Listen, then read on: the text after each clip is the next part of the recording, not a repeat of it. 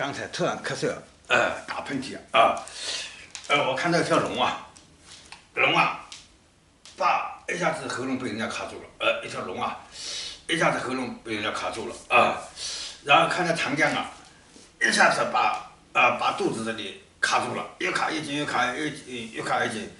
越卡越紧，腰越来越细，越来越细，然后要咳嗽打喷嚏的时候，需要力量退出来，搞到这个，咳嗽打喷嚏都没力气了，都没力气了感觉就病怏怏的感觉病怏怏的感觉病怏怏的感觉真的这个是个，刚一下子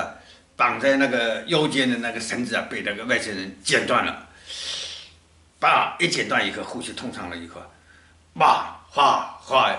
剧烈的可以开始运动的时候，喉咙那边反而咳嗽打喷嚏，这里因为原来从来没有经受过那么大流量的呼吸突然一下子经受大的流量的呼吸的时候，有点气流冲进了喉咙壁的时候，冲进壁的时候有一点震动